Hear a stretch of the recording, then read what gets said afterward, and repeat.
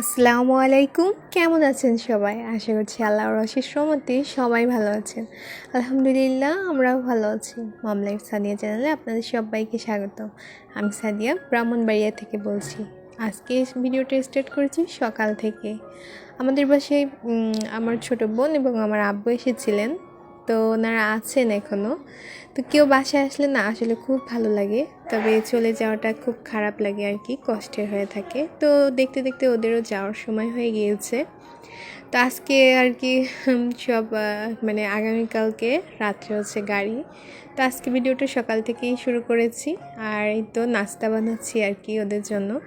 আসলে মেয়েদের জীবনটা না আসলে কেমন যেন, যে এক বাড়িতে বড় হওয়া আর অন্য বাড়িতে আর কি সারা জীবন কাটিয়ে দেওয়া, ভাবতেই কেমন লাগে, তাই না? মন খারাপ হলেও আসলে কিছুই করার থাকে না। তো এখন হচ্ছে ওদের জন্য নাস্তা বানাচ্ছি, ওদের জন্য মানে আমাদের সবার জন্য। তো আমার আব্বু হচ্ছে সকালে দেখা যাচ্ছে কি রুটি খেতে বেশ পছন্দ করেন। তো আম্মু বাসায় বানান, তবে আমার বাসায় দেখা যাচ্ছে রেগুলার করে উঠতে পারিনি বাচ্চাদেরকে নিয়ে। তো আজকে ভাবলাম যে সকালে রুটি বানিয়ে দিই, আর সাথে আলু ভাজি, ডিম ভাজি। তো এটা দিয়ে সকালে খাওয়া হয়ে যাবে। সাথে কলা আছে, ফল। তো এই তো এটা তৈরি করে দিচ্ছি, আর ওইদিকে গরম গরম অবস্থায় খেতেও দিয়ে দিয়েছি।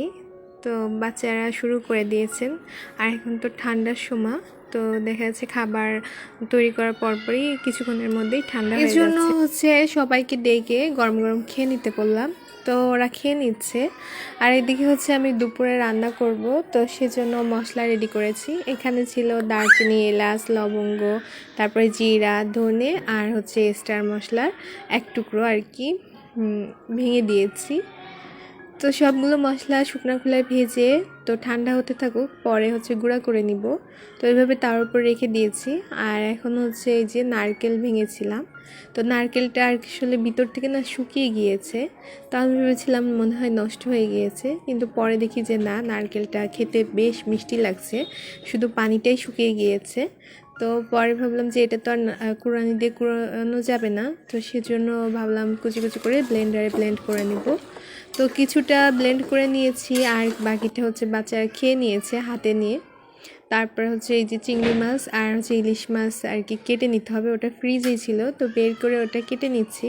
আর এদিকে হচ্ছে গরুর গোশ আর কি রান্না করছি। তো গরুর গোশ আজকে আর প্রেশার কুকারে দেইনি, এভাবে কষিয়ে রান্না করব। আসলে কষিয়ে রান্না করলে খেতে খুব মজার হয়ে থাকে। আমরা তো দেখা যায় সময় স্বল্পতার কারণে প্রেশার কুকারে দিয়ে থাকি। আর আর যারা যে সিলিন্ডার গ্যাস ব্যবহার করে তাদের তো গ্যাস পোড়ানোর একটা ভয় থাকে। যতই যেভাবে রান্না করি না কেন, চুলায় রান্না করার মানে মাংসের সাথে অন্যভাবে রান্না করার কোনো মানে মজা লাগে না। আমার কাছে এইভাবে খেতে বেশ মজার লাগে।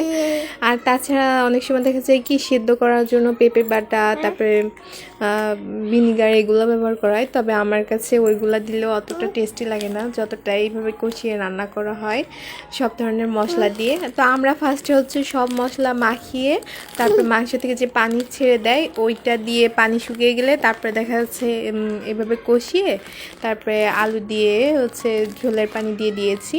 তো হচ্ছে আর এইদিকে হচ্ছে আমি যেহেতু ইলিশ মাছটা কেটে নিয়েছি আর সাথে চিংড়ি মাছও কেটে নিয়েছি, তো ইলিশ মাছ ভাজি করব আর বেগুন ভাজি করব।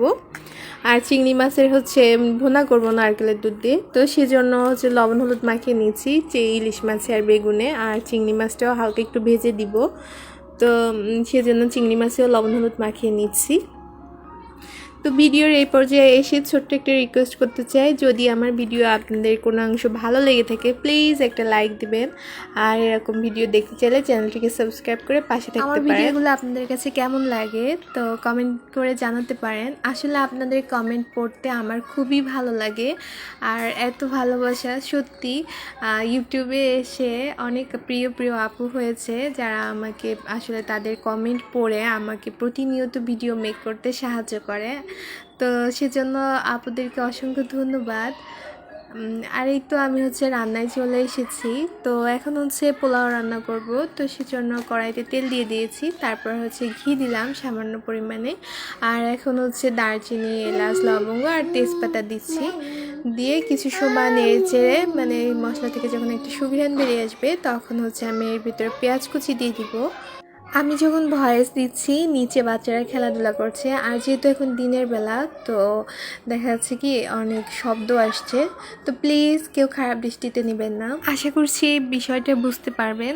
এখন হচ্ছে আমি পেঁয়াজ কুচিগুলো দিয়ে দিচ্ছি, আর দিয়ে হচ্ছে কিছু সময় নেড়ে চেড়ে আসলে বেশি ভাজবো না, একটু হালকা যখন বাদামি কালার আসা শুরু করবে তখন হচ্ছে এর ভিতরে আমি আদা রসুন আগে থেকে বেটে রেখেছিলাম তো ওইটা আর কি দিয়ে দিচ্ছি। তো আদা রসুন বাটা দিয়ে কিছু সময় নেড়ে চেড়ে যখন কাঁচা গন্ধ চলে গিয়েছে তখন হচ্ছে আমি পোলাও চালগুলো দিয়ে দিলাম। আর পোলাও চালটা না আমি হচ্ছে ভালো করে প্রথমে ধুয়ে তারপরে হচ্ছে আধা ঘন্টা ভিজিয়ে রেখেছিলাম, তারপরে পানি ছড়িয়ে এখন হচ্ছে এই যে ভেজে নিচ্ছি মশলার ভিতরে দিয়ে। তো এখানে আমি আবার কিছু কাঁচামরিচও দিলাম, আর এটা হচ্ছে এখন হচ্ছে লবণ দিয়ে দিচ্ছি। তারপরে কিছু সময় আর কি ভালো করে ভেজে নিব। তো ভাজতে ভাজতে বাদামি কালার করে ফেলবো না, এতে করে দেখা যাবে কি পোলাওয়ার কালারটা একটু লাল লাল হয়ে যাবে। তো সেজন্য আমি হচ্ছে সাদা পোলাও রান্না করব, আর সাদা পোলাও রান্না করব, তাছাড়া ভাতটাও যাতে সাদা ধবধবে থাকে সেজন্য আর কি বেশি আর কি ভাজবো না বাদামি কালার করে, তবে পোলাও চালটা কিছু সময় ধরে ভেজে নেব। ভাজতে ভাজতে দেখা যাবে কি যখন আমি এক সাইডের দিকে দিব তখন হচ্ছে একটা ঝনঝন আওয়াজ হবে, তখন বোঝা যাবে যে চালটা ভাজা হয়ে গেছে।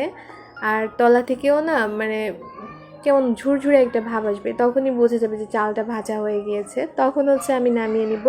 আর যেহেতু আমি রাইস কুকারে পানি গরম দিয়ে দিয়েছি, আর পোলাও চালে আমরা তো সাধারণত জানি যে 1 কাপ চালের জন্য 2 কাপ পানি, তো সেইভাবে আমি পানির পরিমাপটা করে আর কি রাইস কুকারে দিয়ে দিয়েছিলাম। তো পানিটাও গরম হয়ে গেছে, চালটাও ভাজা হয়ে গেছে, তো আমি রাইস কুকারে দিয়ে দিয়েছি। তো ওইদিকে ভাতটা হোক, আর এইদিকে হচ্ছে আমি চিংড়ি মাছ ভুনা করব, তো সেজন্য চুলার উপর কড়াই দিয়ে তেলও দিয়ে দিয়েছি। আর এখন হচ্ছে চিংড়ি মাছগুলো দিয়ে হালকা ভেজে নিব, বেশি সময় ভাজবো না।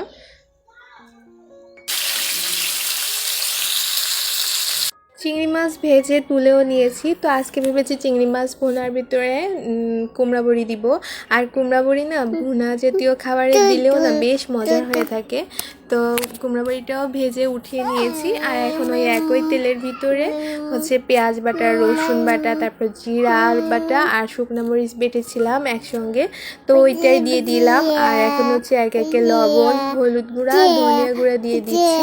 ও হ্যাঁ, আমি এখানে দারচিনি গরম মশলা আর কি দারচিনি এলাচ আর লবঙ্গ দিয়েছিলাম অল্প সামান্য পরিমাণে, 2 টুকরা এলাচ সামান্য 1 টুকরা হচ্ছে দারচিনি দিয়ে একসঙ্গে মশলা বেটে নিয়েছিলাম আর কি পেঁয়াজ বাটার সময়। তো সবটা একসঙ্গে কষিয়ে নিয়ে নারকেলের দুধ দিয়ে ভালো করে কষিয়ে নিয়েছি, নিয়ে তারপরে চিংড়ি মাছ দিয়ে কুমড়া বড়ি দিয়ে কিছু সময় জাল করে এখন হচ্ছে ভুনা হয়ে গেলে তখন নামিয়ে নিচ্ছি। তো আমার মেয়ে হচ্ছে আমার সঙ্গে বসে আছে, তো ভিডিও দেখছে আর আমাকে দেখে দেখে দেখাচ্ছে এই যে এটা কি ওটা কি। তো আপনারাও শুনতে পাচ্ছেন, বাচ্চা মানুষ তো ও তো আর বুঝতে পারছে না যে এটা নিজেদের ভিডিও কিংবা মেক করছি, ও আমাকে এইগুলা দেখাচ্ছে আর কি। তো যাই হোক, আমার হচ্ছে চিংড়ি মাছ ভুনা হয়ে গিয়েছে, তো এখন নামিয়ে নিচ্ছি। আর নামিয়ে নিয়ে এখন হচ্ছে আমি কড়াইতে মাছ ভাজি করে নিচ্ছি। তো মাছটা এখন ভাজি করছি, আর ওইদিকে সবাই কিন্তু নামাজে গিয়েছে, নামাজ পড়ে আসতে আসতে আমার মাছটাও ভাজি হয়ে যাবে, দেখা যাচ্ছে এসে গরম গরম খেতে পারবে। ইলিশ মাছ ভাজি কিন্তু গরম গরম খেতে খুব মজার হয়ে থাকে। আর ইলিশ মাছ ভাজি বেগুন ভাজি সাথে পোলাও, এটা হচ্ছে আমার বড় ছেলে খুব পছন্দ করে, তো সাথে আমার ছোট বোনও। তো ওদের পছন্দের মতনই আসলে আয়োজন করার চেষ্টা করেছি, জানি অনেক বেশি করতে পারিনি, তবে যতটুকু করেছি আলহামদুলিল্লাহ। তো এদিকে কিন্তু আমি অফ ক্যামেরায় গরুর গোশটাও ভালো করে রান্না করে নিয়েছি, মশলা দিয়ে দিয়েছিলাম, তো ওগুলো আর ভিডিওতে দেখাতে পারিনি। আসলে একটা বাসায় রান্নাবান্নার বাইরে আরও অন্যান্য আদার্স কাজ থাকে, তো সবটাই আসলে দেখানো সম্ভব হয়ে ওঠে না। তো দেখা যায় কি সবটা ভিডিও করে দেখাতে গেলে আমার এইদিকে দেরি হয়ে যাবে, তো সেজন্য ওদের যাতে টাইম মতো সব কিছু খাবার দাবার অ্যারেঞ্জ করতে পারি সেই চিন্তা করে শুধু এই ভিডিওগুলোই দেখিয়েছি। তো আজকে ভিডিওটা এই পর্যন্তই, এখানেই বিদায় নিচ্ছি। সবাই ভালো থাকবেন সুস্থ থাকবেন, আল্লাহ হাফিজ, আসসালামু আলাইকুম।